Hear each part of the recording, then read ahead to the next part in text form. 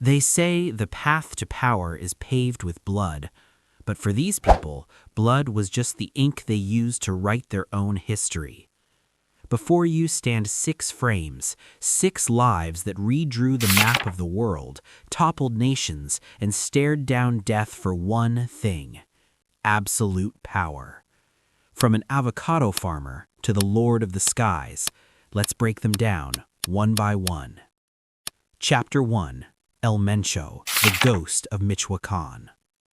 Nemesio Oseguera Cervantes was not born with a gun in his hand. He was born into a poverty so thick it felt like a chokehold in Aguila, Mexico, 1966. Imagine a home with a dirt floor, 5 brothers, and a stomach that was more often empty than full. His escape? Avocado trees. He spent his childhood picking fruit in the mountains of Michoacan. But avocados weren't going to make him rich. At 10, he dropped out of school. By 14, he wasn't holding fruit anymore. He was holding a rifle, guarding marijuana fields for men who wouldn't even bother to remember his name. Young Mencho realized one thing: in Mexico, if you have nothing, you have to take it. He tried his luck in California, crossing illegally. But what he found wasn't the American dream, it was the drug trade. He was arrested in San Francisco at 19 for stolen property and firearms, then heroin, then deportation. Back in Mexico, he was done playing small. He joined the police just to learn the system from the inside before quitting to join the Milenio cartel. He married Rosalinda Gonzalez Valencia, the sister of a powerful drug clan leader. That was his ticket to the inner circle. In 2010, he founded the CJNG, the Jalisco New Generation Cartel. Under his command, this cartel turned into a war machine. They didn't just hide, they attacked. They shot down military helicopters with rocket launchers, assassinated high-ranking judges, and were the first to use weaponized drones to drop bombs on government buildings. The U.S. put a $15 million bounty on his head, but Mencho was a ghost. He rarely slept in the same bed twice. He moved under the protection of 400 elite mercenaries equipped with 50-caliber rifles and landmines. Until that night, February 22, 2026, a massive secret party for his inner circle, a single lapse in security, and a lightning strike by special forces in Talpa. The ghost was finally wounded, tried to run into the thick woods, and took his last breath in a helicopter before he could ever face a judge. His death set Mexico on fire. Burning cars blocked highways in 20 states as his soldiers mourned in violence. An avocado farmer's son had died, and he brought an entire country to its knees with him. Chapter 2. Khun Sa, the Opium King. If Mexico had cocaine, Southeast Asia had opium, and at the heart of the Golden Triangle there was only one name: Khun Sa. Born Chang Chi Fu in a remote Burmese village in 1934, his father died when he was 3, his mother followed 2 years later. The only education he ever received was how to fight and how to grow poppies. Khun Sa was a brilliant strategist. He didn't just run a cartel, he ran a sovereign army. In his 20s, he learned the opium business from the remnants of Chinese nationalist soldiers who fled to Burma. In 1963, he cut a deal with the Burmese government: "I'll help you fight local rebels as long as you let me use your roads to move my opium." He wasn't just a criminal, he was a warlord who built schools and clinics for his people to ensure their loyalty. But power always invites enemies. In 1967, his forces were ambushed by the Laotian military in what became known as the Opium War. His mule trains carrying tons of opium were rained on with bombs. In 1969, he was arrested for treason and locked in Mandalay prison for 5 years. He didn't rot there. He spent his time reading Sun Tzu's The Art of War. Prison didn't break him, it sharpened him. After his release, he built the Mong Thai Army, 20,000 soldiers, modern refineries, and a network that supplied nearly 50% of the heroin entering the United States. The DEA called his product 90% pure, the white gold of the triangle. He was so confident he even offered Western governments to buy his entire opium crop just to keep it off the streets. They refused, thinking it was a trap.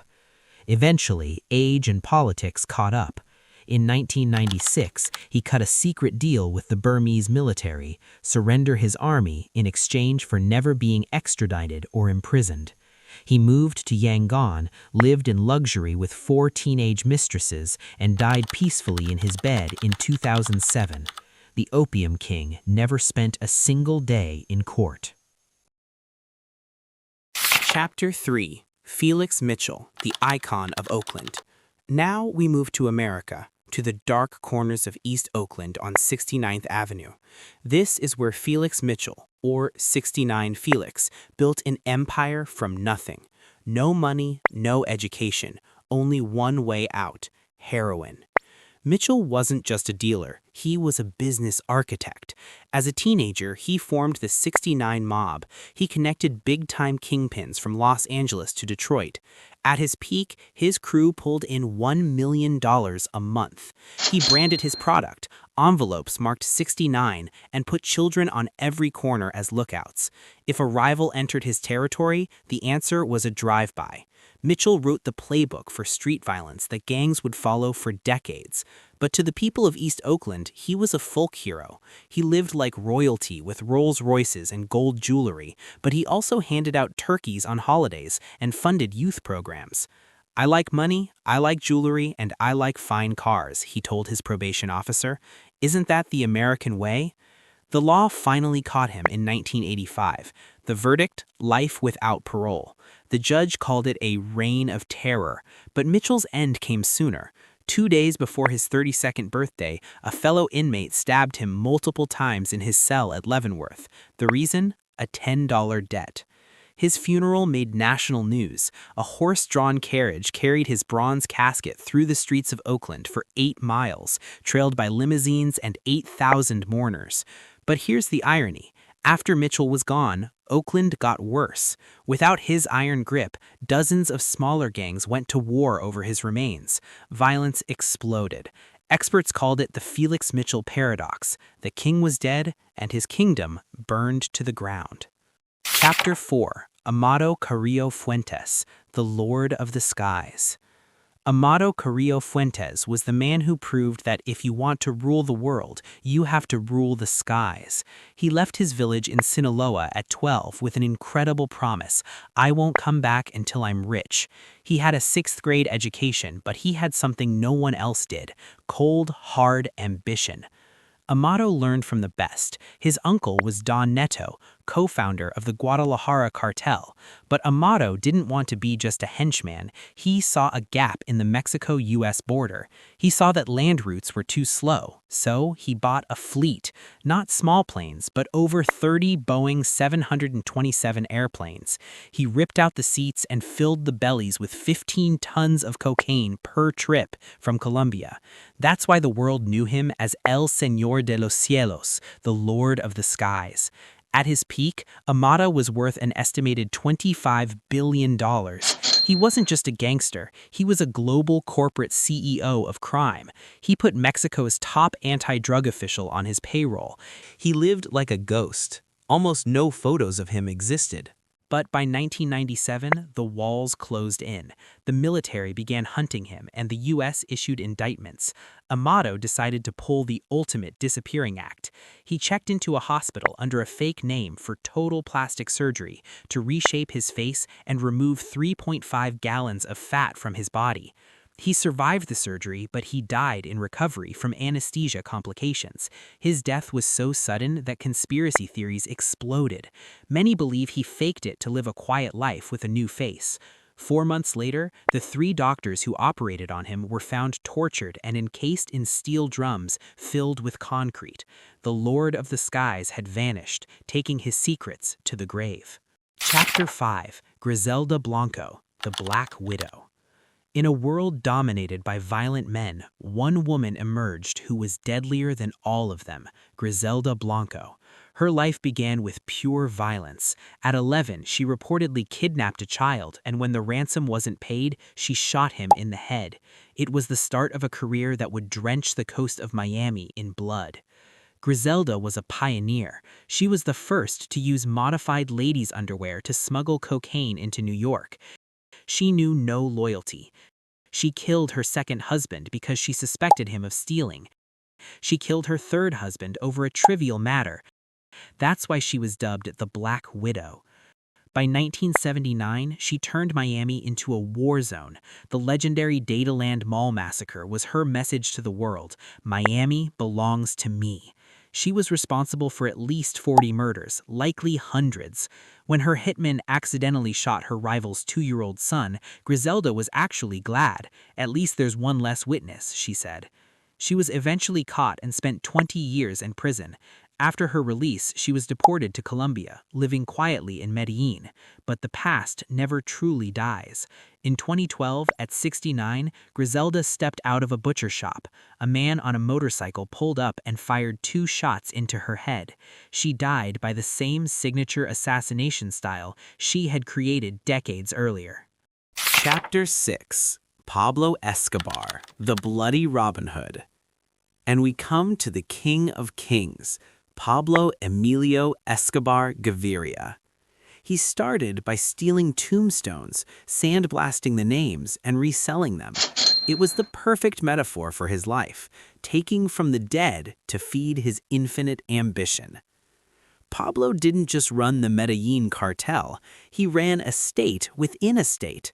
At his peak, he controlled 80% of the world's cocaine market. He made $60 million a day. He had so much cash, he spent $2,500 a month just for rubber bands to hold the stacks together. Rats ate 10% of his wealth every year, and he didn't care. He built hospitals, schools, and thousands of homes for the poor to be loved. But on the other side, he was Latin America's most terrifying terrorist.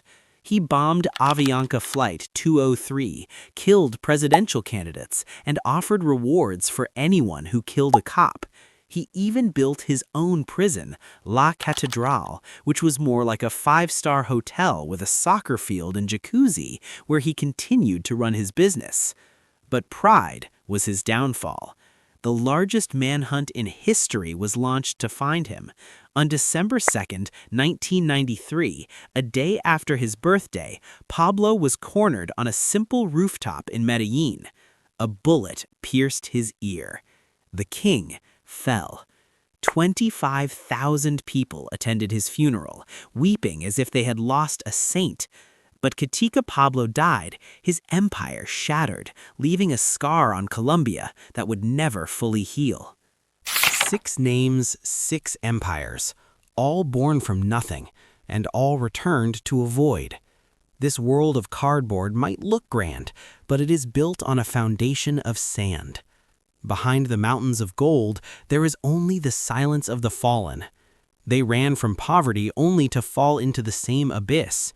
History will not remember them as icons, but as scars, a warning that any empire built on blood is destined to crumble into ash. Between these 6 figures, whose fall was the most devastating? Drop your thoughts in the comments below.